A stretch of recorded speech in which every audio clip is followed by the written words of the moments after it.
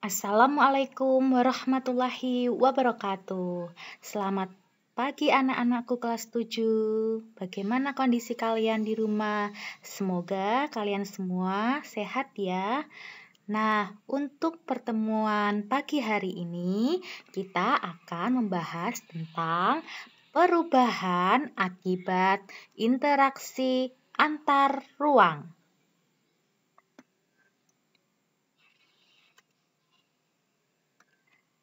Perubahan akibat interaksi antar ruang terjadi karena pergerakan yang disebabkan oleh interaksi antar ruang.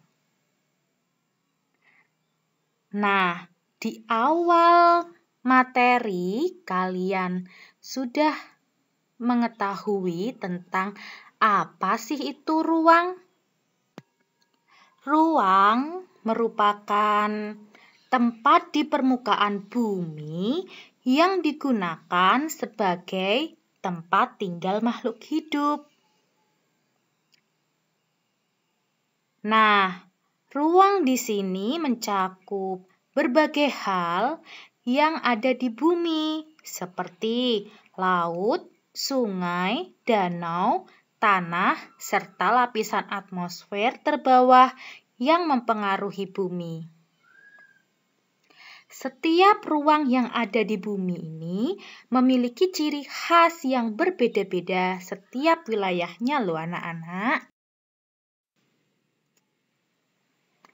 Coba kalian amati gambar yang ada di sini. Yang pertama ada gunung. Nah, kalian tahu kan gunung itu bagaimana? Gunung itu pasti dingin kan? Nah, oleh karena itu orang gunung itu memerlukan jaket yang tebal. Kemudian kalau di daerah pesisir bagaimana anak-anak? Kalau daerah pesisir seperti di daerah Kendal ini panas kan? Oleh karena itu, manusia yang tinggal di daerah pesisir, mereka membutuhkan baju yang tipis.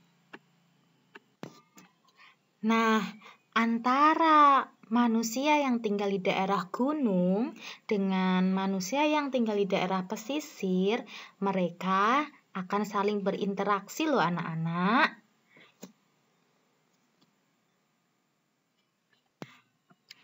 Interaksi antar ruang ini misalnya saling tukar hasil komoditas antara satu tempat dengan tempat yang lain.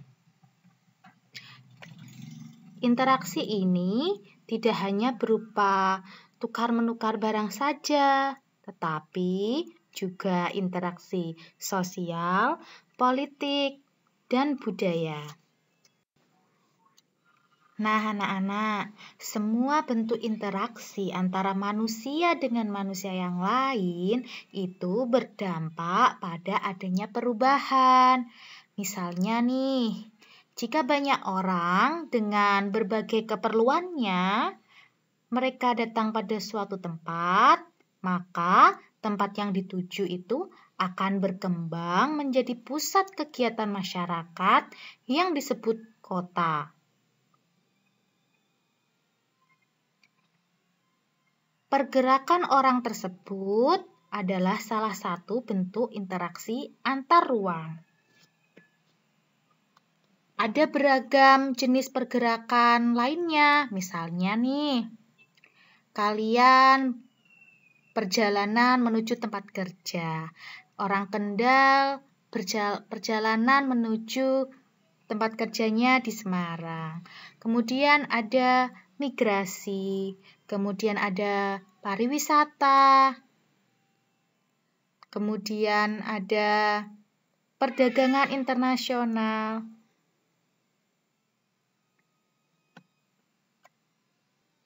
Nah, beragam pergerakan itu juga akan menimbulkan berbagai macam perubahan.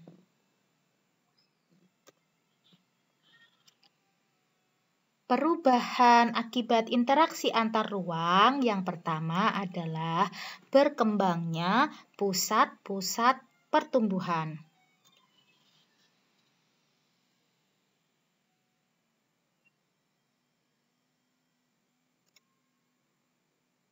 Nah, pergerakan orang, barang, dan jasa pada suatu lokasi tertentu akan menimbulkan pemusatan aktivitas manusia pada lokasi tujuannya. Pemusatan aktivitas penduduk tersebut kemudian membentuk daerah perkotaan. Itulah mengapa interaksi antar ruang dapat memicu pusat-pusat pertumbuhan. Nah, di daerah perkotaan yang merupakan pusat pertumbuhan suatu wilayah, karena sebagian besar aktivitasnya terkonsentrasi di wilayah perkotaan. Melalui perkotaan, pertumbuhan akan terjadi secara berkala dan menyebar ke seluruh bagian-bagian terdekat yang dicakupnya.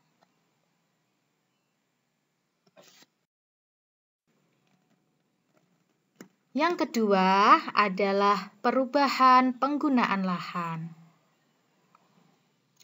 Perubahan penggunaan lahan atau perubahan tata guna lahan diakibatkan oleh interaksi antar ruang yang semakin pesat. Hal tersebut mengakibatkan aktivitas penduduk yang terus-menerus meningkat dan pada akhirnya akan memerlukan lahan untuk menampung aktivitas tersebut. Nah, semakin banyak penduduk yang datang pada suatu kota akan disertai dengan kebutuhan tempat tinggal.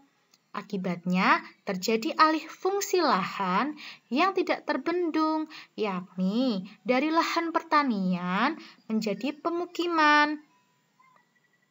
Hal yang sama juga dapat terjadi pada industri, perdagangan, jasa, dan lainnya yang memerlukan lahan untuk menampung aktivitasnya.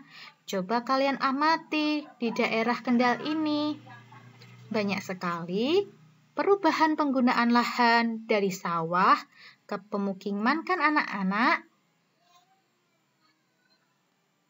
Kemudian juga ada perubahan penggunaan lahan di Kendal dari sawah menuju ke pembangunan sebuah pabrik.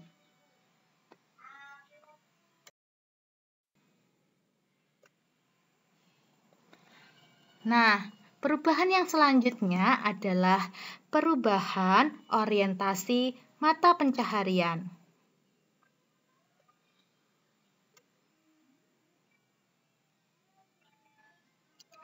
Karena jenis pekerjaan yang berkembang juga dipicu oleh kebutuhan akan barang dan jasa yang semakin beragam, maka orientasi pekerjaan berubah dari yang tadinya hanya berpusat pada sumber daya alam. Contohnya adalah bertani. Nah, kemudian berubah menjadi pekerjaan lainnya, misalnya pegawai pabrik, pegawai kantoran, pegawai bank.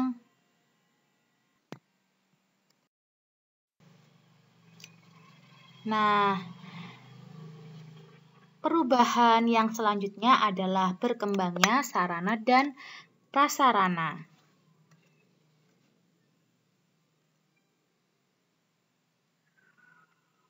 Terjadinya pergerakan orang, barang, dan informasi memerlukan sarana dan prasarana atau sering disebut dengan infrastruktur. Pembangunan sarana dan prasarana ini akan semakin meningkat dengan meningkatnya pergerakan manusia.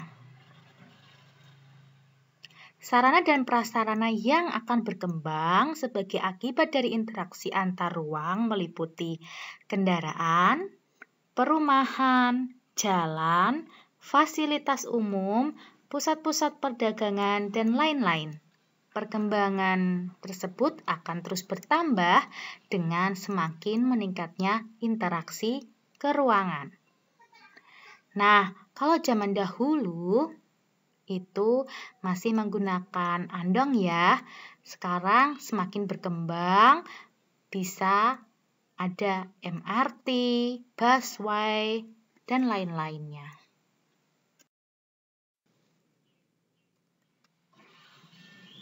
Perubahan yang selanjutnya adalah adanya perubahan sosial budaya.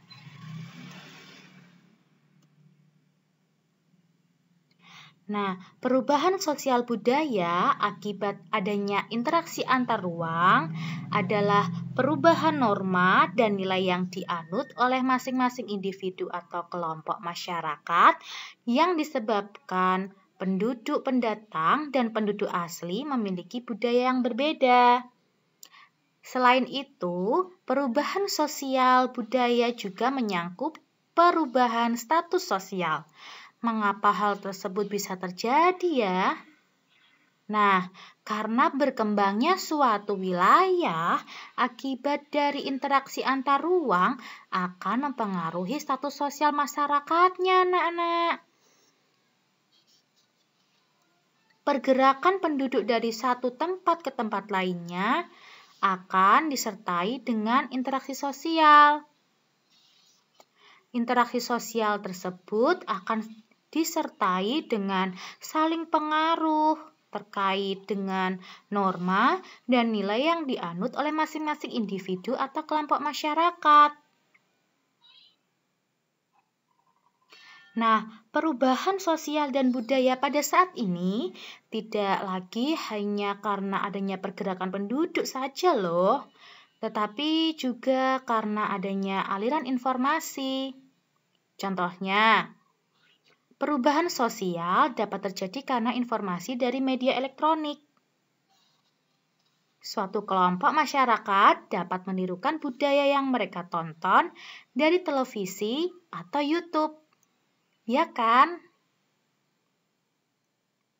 Misalnya, kalian suka melihat YouTube-nya orang Korea.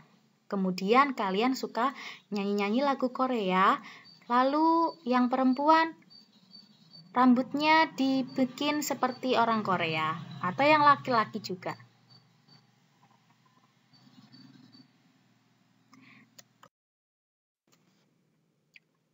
Perubahan selanjutnya adalah berubahnya komposisi penduduk. Interaksi keruangan dalam bentuk pergerakan orang akan menimbulkan konsentrasi penduduk yang padat dalam suatu wilayah. Penduduk tersebut memiliki latar belakang yang berbeda-beda, misalnya agamanya, status sosial, usia, jenis kelamin, mata pencaharian, dan suku bangsa.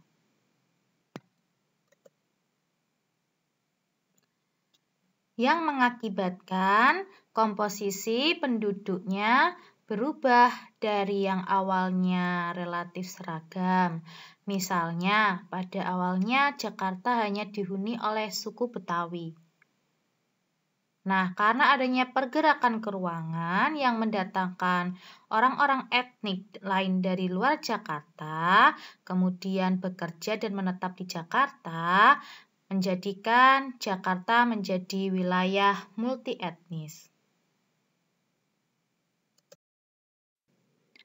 Nah, itu tadi adalah penjelasan Ibu tentang perubahan akibat interaksi antar ruang.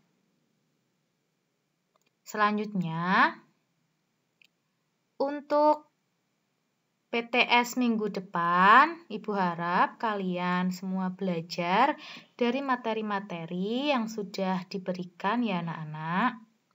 Kemudian yang selanjutnya, untuk hari ini kalian hanya cukup presensi saja pada kolom komentar YouTube dengan menyebutkan nama dan kelas kalian. Terima kasih. Jangan lupa like dan subscribe ya anak-anak. Wassalamualaikum warahmatullahi wabarakatuh.